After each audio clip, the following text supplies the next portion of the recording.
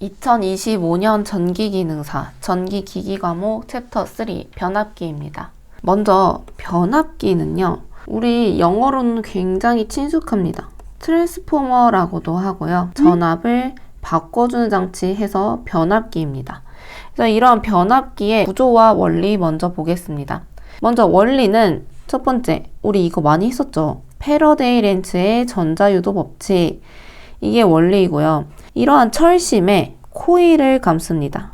그리고 1차 측에 교류 전압을 가해요. 그러면 요 가한 요 전류에 의해서 요 철심엔 자속이 발생을 하겠죠. 이 자속이 2차 측에 감은 코일에 쇄교돼서요. 그럼 이 자속에 의해서 기전력이 발생합니다.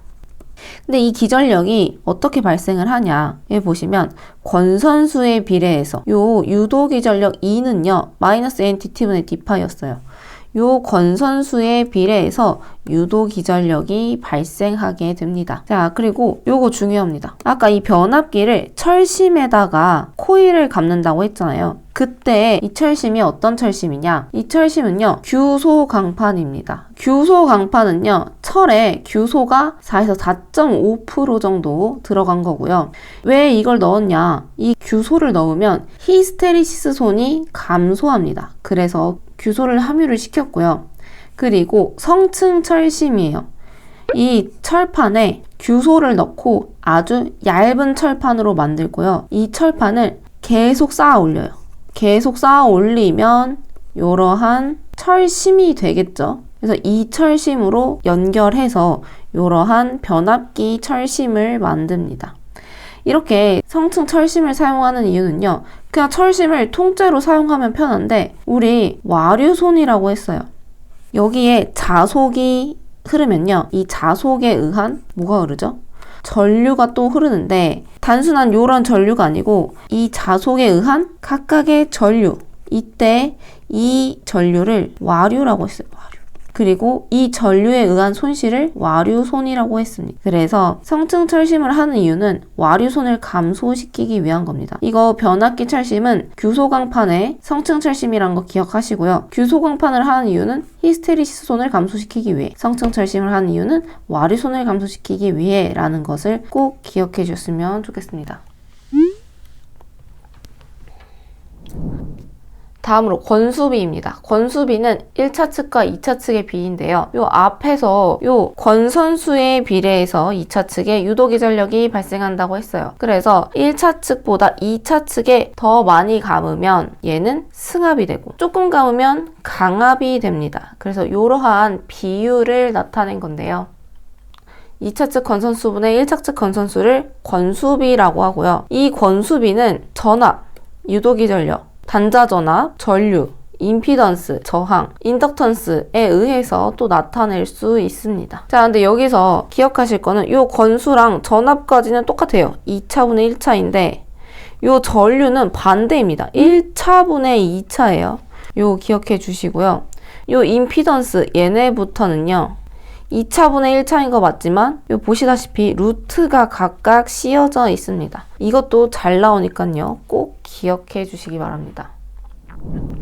3번 변압기의 종류입니다. 먼저 변압기의 종류는 이렇게 세 가지가 있는데요. 우리 앞에서 변압기를 보여드렸는데요. 이 변압기를 그냥 그대로 두고 쓸 수 없잖아요. 여기 지금 전류가 흐르고 자속이 흐르고 하는데 이거를 그대로 갖다 쓸 수가 없어서 이것을 어떻게 패키징하냐에 따른 종류입니다. 자, 이 변압기를 절연유에 담아서 이러한 변압기에 절연유를 담고요. 여기에 변압기를 담급니다. 이런 변압기가 유입 변압기고요. 몰드 변압기는 에폭시 수지로 몰딩한 변압기를 몰드 변압기라고 합니다. 건식 변압기는 이런 유리, 섬유 등의 내열성이 높은 절연물을 내열 니스 처리한 변압기를 건식 변압기라고 합니다. 근데 우리 시험에서는요, 요 유입 변압기가 가장 많이 나옵니다. 그리고 우리가 흔히 쓰는 변압기의 종류는 유입 변압기가 가장 흔하게 쓰여요. 우리 전봇대에도 쉽게 변압기를 볼 수 있는데 조그만 통이 이렇게 달려있는 걸 보실 수 있을 거예요. 이게 다 단상 변압기이거든요. 한 상짜리 변압기. 이것도 하나의 유입 변압기입니다. 뜯으면 안에 기름이 있어요. 그래서 유입 변압기가 가장 많이 나오고요. 이때 유입 변압기에서 쓰는 절연유의 구비 조건도 굉장히 중요합니다. 절연 내력이 크고요. 당연하죠. 절연이 잘 돼야 하니까 절연 내력이 커야 하는 건 당연한 거고요. 인하점이 높아서 잘 타지 않아야 해요. 응고점은 낮아야죠. 응고점도 낮아야 돼요. 조금만 추워도 기름이 얼어버리면 안 되죠. 그래서 응고점 낮아야 되고요. 점도도 낮아야 합니다. 점도가 높으면 끈적끈적 하잖아요. 그래서 이 변압기 구동에 방해가 됩니다. 그리고 냉각 효과가 커야 하죠. 왜냐하면 변압기는 전류가 흐르면서 열이 발생합니다. 그래서 이 절연유는 냉각 효과도 굉장히 중요하고요. 고온에서 산화되지 않아야 하고 석출물이 생기지 않아야 합니다. 이러한 만약에 불순물이 생기면은 고장이 날 수도 있고 아니면 출력이 조금 다르게 나올 수도 있고요. 그래서 이런 것도 중요합니다. 다음으로 변압기 절연유의 열화입니다. 먼저 열화라는 건요. 변압기 외기의 온도 변화, 부하의 변화에 따라서 절연유의 온도가 변화해서 기능의 저하 혹은 특성이 변하거나 절연이 잘 안 되거나 하는 현상이 나타나는 것을 열화라고 합니다. 이러한 열화의 원인으로는요. 공기가 출입하는 호흡작용으로 인한 공기와의 접촉, 공기 중에 수분 흡수고요. 우리 유입 변압기 보면은 이렇게 변압기 본체가 있고 여기에 콘서베이트가 있고 여기에 흡습기가 있어요. 여기 실리카겔이 있습니다. 그래서 절연유가 그냥 어디 갇혀 있는 게 아니고 호흡을 할 수 있게 합니다. 근데 이 과정에서 어떤 공기와 접촉되거나 공기 중에 수분을 흡수해버려서 생기는 거죠. 그래서 이러한 열화 방지 대책으로는요. 콘서베이터 설치하는 거고 불활성 질소 봉입 방식입니다. 여기에 지금 절연유를 꽉 채우지 않아요. 어느 정도 이렇게 여유를 둡니다. 왜냐하면 절연유가 온도에 따라서 팽창할 수도 있기 때문에 어느 정도 여유를 두는데 여기다가 질소가스를 봉입하는 방법도 있고요. 아까 여기 제가 흡습제, 실리카겔 넣는다고 했죠. 흡습제를 삽입하는 방법도 있습니다. 그래서 요 세 가지도 꼭 알아놔 주시고요.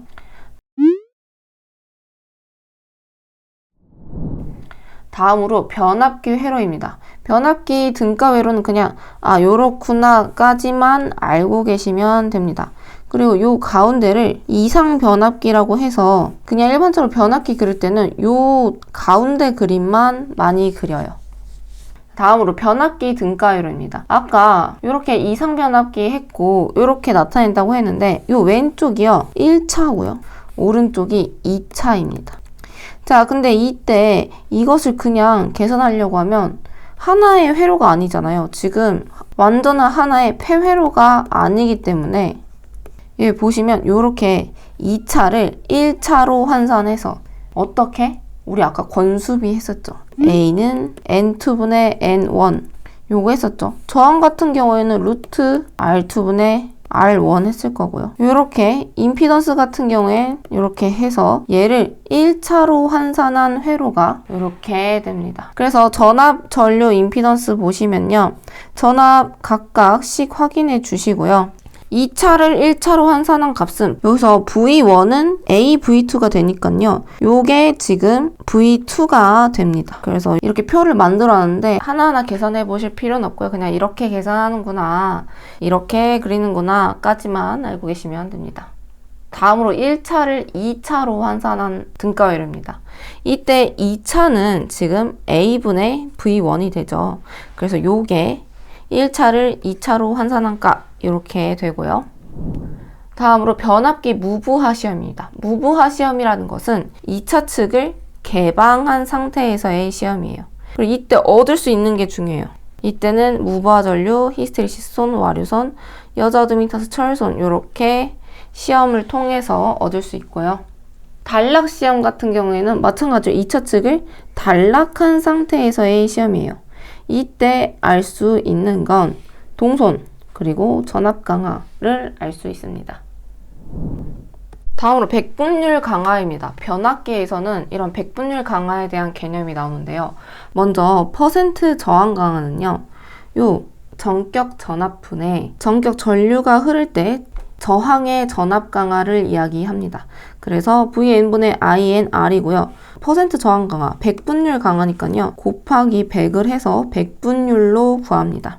퍼센트 리액턴스 강하 같은 경우에도요. 전격 전압분의 전격 전류가 흐를 때 리액턴스 곱하기 100분율, 퍼센트 임피던스 강하는 전격 전압분의 전격 전류 곱하기 임피던스 곱하기 100해서 100분율로 구하고요. 이때 이 퍼센트 임피던스 강하는 루트 P제곱 더하기 Q제곱으로 저항 강하와 리액턴스 강하를 통해서 또 구할 수 있습니다. 다음으로 전압 변동률입니다. 요거 어디서 많이 봤었죠? 요거 동기기에서도 봤었죠. 전격 전압분의 무부하 시 2차 전압, 전부하 시 2차 전격 전압 이렇게 나타낼 수 있고요. 변압기에서는 또 전압 변동률을 이렇게 나타낼 수 있어요. 퍼센트 저항 강하 곱하기 코사인 세타 더하기 퍼센트 리액턴스 강하 곱하기 사인 세타 이렇게도 나타낼 수 있고요. 자, 그리고 최대 전압 변동률은요. 루트 P제곱 더하기 Q제곱으로도 나타낼 수 있습니다. 다음으로 변압기의 손실입니다. 우리 손실은 앞에 직류기에서도 했었는데요. 변압기의 손실도 무부하손, 고정손과 부하손, 가변손으로 이루어져 있습니다. 직류기에서는 무부하손이 철손과 기계손으로 나뉘어졌었는데요. 변압기에서 무부하손은요. 철손만 있습니다. 그래서 이 철손, 히스테리시스손과 와류손이고요. 여기서 중요한 건 히스테리시스손과 주파수의 관계예요. 주파수가 증가하면 히스테리시스손은 감소합니다. 요거 알고 계시고요. 그리고 와류손은 주파수와 관계는 없습니다. 다음으로 부하손, 가변손인데요. 이 부하손은 동손만 있어요. 권선의 저항으로 인해 발생하는 손실이라고 하였습니다. 다음으로 효율입니다. 전부하시 효율과 n분의 1 부하시 효율이 있는데 이 전부하라는 건 내가 걸릴 수 있는 전체 부하를 이야기하고요. 전체 부하가 걸렸을 때의 효율은 출력 더하기 전체 손실분의 출력이 됩니다. 그리고 이때 손실은 철손과 동손이니까 철손, 동손 이렇게 더해주시면 되고요. 자, 근데 요 n분의 1 부하시 효율이 힘들어요. 출력도 일단 n분의 1을 곱해줘야 합니다. 그리고 철손은 부하가 변하든 변하지 않든 일정하지만 요 동손 같은 경우에는 부하율의 제곱을 곱해줘야 합니다. 요것도 꼭 기억하시고요. 근데 최대 효율 조건, 효율이 최대일 조건으로 전부하 시에는 철손과 동손이 같아야 하고요. n분의 1 부하 시에는 요 철손과 동손, 요 n분의 1의 제곱 곱하기 동손을 했었잖아요. 요 두 개가 같아야 합니다. 그래서 이때의 n분의 1 부하율은요. 루트 PC분의 PI, 동손분의 철손이 됩니다. 다음으로 변압기의 YY 전선 연결인데요. 우리 Y 전선 연결, 델타 전선 연결은 전기 이론에서 했었죠. 요 변압기도 3상으로 연결을 하는데 이 3상을 1차 측과 2차 측을 1차 Y전선 연결, 2차 Y전선 연결해서 이렇게 사용한 것을 이야기하고요. 이렇게 YY 전선 연결은 1차, 2차 전압에 위상차가 없습니다. 요 당연하죠. 같은 전선 연결이니까요. 그리고 상전압이 성간전압의 루트 3분의 1배예요. 우리 Y전선 연결에서는 상전압과 성간전압이 루트 3분의 1이었고요. 그래서 상전압이 작으니까 절연이 용이하고 고전압에 유리합니다. 그리고 1, 2차 측 모두 중성점을 접지할 수 있어요. 그래서 이상전압 방지 대책이 용이하고요. 근데 중성점을 접지하면 접지선을 통한 제3고소파에 의해서 통신선 유도장애가 발생할 수 있습니다. 그리고 보호개전기 동작이 확실해요. 그리고 부하 불평 시 중성점 전위가 변동해서 삼상전압이 불평형을 일으킵니다. 그래서 송배전 계통에서는 사실 거의 사용되지 않는 연결 방식입니다.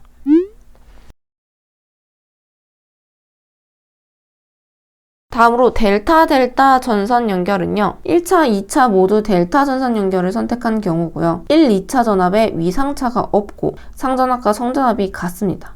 그래서 고압인 경우 절연이 어렵고요. 제3고조파 전류가 델타 전선 연결 내를 순환해서 파형이 왜곡되지 않아요. 이거 장점이죠.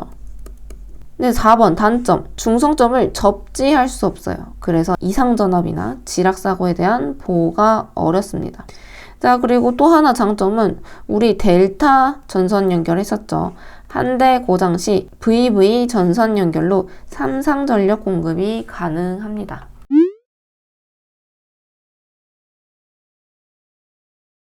델타 Y, Y 델타 전선 연결 볼게요. 각각 Y, Y, 델타, 델타 둘 다 있잖아요. 그래서 델타 전선 연결에 중성점 접지가 가능하고요. 제3고조파 통로가 또 있겠죠. 델타 전선 연결이 있으니까요. 그리고 Y 델타는 강압용, 전압을 낮추는 용, Y 델타는 승압용, 전압을 높이는 용으로 사용됩니다. 그리고 1차와 2차 선간 전압 간에 30도의 위상차가 발생하겠죠. 그리고 한 사이 고장 생기면 계속 송전할 수 없다는 단점도 하나 있습니다.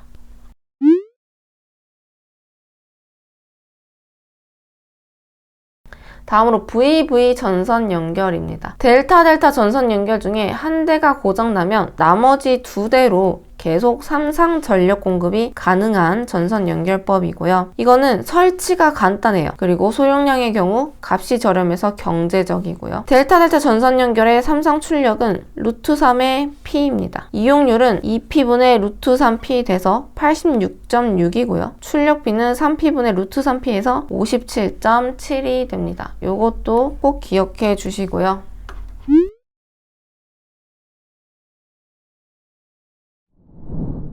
변압계 병렬운전입니다. 먼저 변압계 병렬운전 조건은 극성과 건수비 같아야 하고요. 1, 2차 전격 전압이 같아야 하고 변압기의 내부 저항, 리액턴스비가 같아야 하고 각 변압기의 퍼센트 임피던스 강화 그리고 삼상 변압기의 경우에는 상회전 방향과 각 변이가 같아야 합니다. 자, 그리고 삼상 변압기 병렬운전 조합이에요. 병렬운전이 가능한 건 이렇게 같은 애들끼리 혹은 다른 애들끼리, 같은 애들끼리 이렇게는 가능한데요. 병렬운전 불가능 보시면 같은 애들끼리 있어요. 근데 같은 애들끼리 있는 애와 다른 애들끼리 있는 애 요런 경우는 안 됩니다. 그래서 델타 Y가 있으면 이쪽도 Y 델타거나 델타 Y여야 한다. 꼭 기억하시고요. 다음으로 보호개전기입니다. 보호개전기의 전기적 보호장치는 차동개전기와 비율 차동개전기가 있어요. 차동개전기는 내부 고장 시 고저압 측에 설치한 2차 측의 전류차에 의해서 동작하는 방식입니다. 자, 근데 비율 차동 개전기는요. 차동 개전기랑 비슷한데 2차 측에 억제 코일에 흐르는 전류차가 일정 비율 이상이 되었을 때 어떤 비율이라는 이야기가 나와요. 이때 개전기가 동작하는 방식을 이야기하고요. 기계적 보호 장치로는 부홀츠 개전기가 있어요. 요거 중요합니다. 부홀츠 개전기, 변압기의 내부 고장으로 인한 절연유의 온도 상승 시 발생하는 유증기를 검출해서 경보 및 차단하기 위한 개전기입니다. 그리고 요거 어디에 설치하는지도 굉장히 중요해요. 변압기 주 탱크와 콘서베이터 사이에 설치합니다.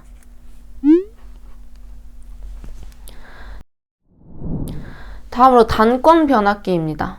단권 변압기는요. 우리 아까 변압기는 이렇게 표현했잖아요. 1차 측과 2차 측이 따로 있어요.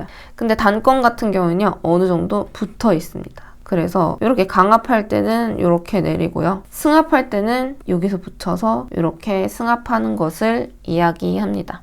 이 부분을 살펴보시고요. 사실 잘 안 나와서 문제를 통해서 어느 정도 숙지하시는 것을 추천드립니다. 근데 굳이 나온다 하면은 강압 단권 변압기가 좀 더 많이 나오고요. 이때 자기 용량과 부하 용량. 자기 용량은요. 1차 전압 빼기 2차 전압 그리고 1차 전류를 곱해서 구하고요. 부하 용량은 부하는 지금 여기 있죠. 그래서 2차 전압과 2차 전류로 구하게 됩니다. 다음으로 계기용 변성기입니다. 이 계기용 변성기는 대표적으로 계기용 변압기와 계기용 변류기가 있어요. 계기용 변압기는 고전압을 저전압으로 변성해서 계전기나 측정용 계기에 공급하기 위한 계기용 변성기예요. 그리고 교류 전압의 측정 범위를 확대하는 데 사용합니다. 자, 계기용 변류기는요. 여긴 변압기인데 여기는 변류기잖아요. 얘는 그냥 전압을 전류로만 바꾸시면 됩니다. 대전류를 소전류로 변성하고 측정계기에 전류계에 공급하기 위한 계기용 변성기고 교류 전류의 측정 범위를 확대하는 데 사용합니다. 자, 그리고 여기서 중요한 건 사실 요 CT 점검시 주의사항 요거 자주 나와요. CT 점검시에는 2차 측을 절연 보호하기 위해서 먼저 2차 측을 단락시킨 후에 분리하셔야 하고요. 이러한 이유로는 2차 측을 개방하면 1차 측에 흐르는 부하 전류가 모두 여자 전류가 돼서 2차 측에 고전압이 유기됩니다. 그래서 CT 건선의 소손 및 절연 파괴의 우려가 있기 때문에 반드시 2차 측을 단락시킨 후에 분리하셔야 합니다.